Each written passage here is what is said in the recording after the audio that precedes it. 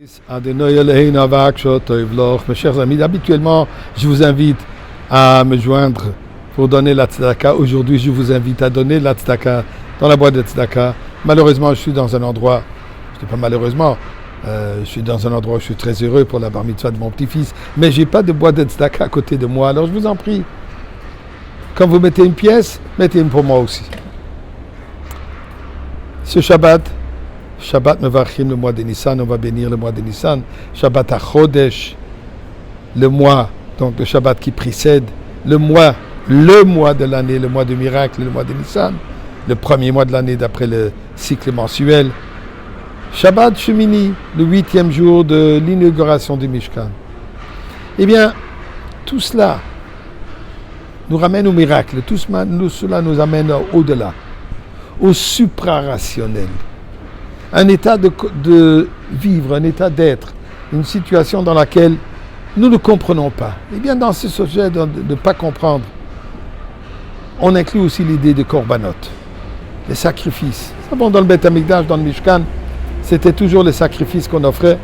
Mais malheureusement, souvent, je dirais même trop souvent, durant l'histoire du peuple juif, nous avons eu bien trop de sacrifices.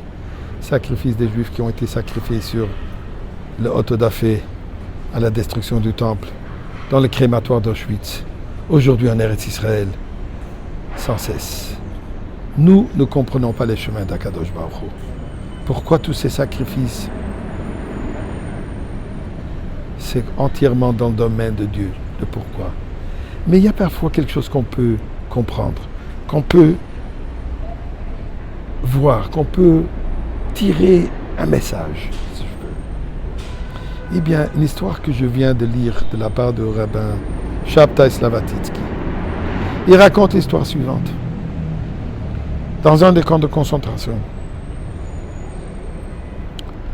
un juif au nom de Rabbi Yosef Shapira, il a réussi à infiltrer une paire de tefilines, à cacher une paire de tefilines avec lui. Et tous les jours, il trouvait un moyen comment mettre les tefilines pour quelques instants.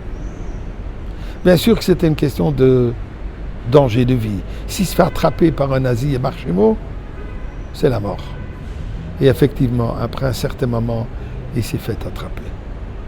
Ce nazi et marchémo a commencé à le frapper avec cette méchanceté qu'un nazi ou les Hamas nazis aujourd'hui connaissent. Et il lui dit que ce n'est qu'un apéritif. Demain, tu vas recevoir ta raclée. C'est demain que tu vas vraiment profiter de ma force. Au point où tu vas mourir. Mais il dit, tu sais, je suis prêt à t'épargner la vie à une condition. Si tu peux prendre cette filine, jeter à terre, écrase-la avec tes pieds et ensuite tu vas les jeter dans le feu. Là, je vais t'épargner la vie. Rabbi Yosef qui se lève, toutes les douleurs qu'il ressentait. Jamais de la vie, hors question, je suis prêt à mourir et ne pas chas v'shalom dénigrer les tefilines. Ok, c'est ton choix. Le lendemain, au coup d'harcèle, quand Rabbi Yosef ressent qu'il est en train de perdre sa vie, tout à coup, il prend la force, il se lève, il crie. Mes chers frères, quelqu'un de parmi nous va survivre. Nous allons survivre, puisque Am Israël Chai, Am Israël, c'est le peuple éternel. Et je vous en prie, celui qui va survivre, raconter l'histoire comme un juif, c'est à donner sa vie pour le respect de Tefilin. Et avec cela, Yatsa Nishmato Betahara, son âme l'a quitté. 50 ans plus tard. Un Shabbaton avec des étudiants en France, des étudiants qui malheureusement à ce moment ils étaient encore très loin du judaïsme. Et cette histoire est racontée. Ça a un tel effet sur les étudiants qu'ils se sont tous levés et disent on voudrait mettre les tefilines maintenant.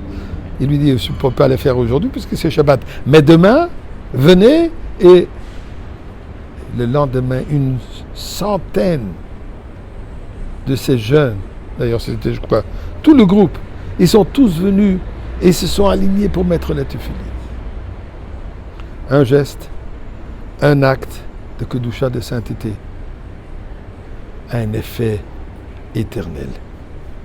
Mais nous prions à Kadosh Baruch Hu, Ribbono shel Olam. Pourquoi tellement de martyrs?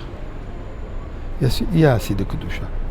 Il est temps que tu nous amènes du Beth Amikdash. Et là, on va ramener des sacrifices, mais pas des sacrifices humains. Des sacrifices d'animaux, comme tu le décris dans la Torah. Et Ribbono shel Olam, il n'y a pas de meilleur moment qu'aujourd'hui. Erev Shabbat Chodesh, Shabbat Shmini, Shmini le 8e qui représente l'infini.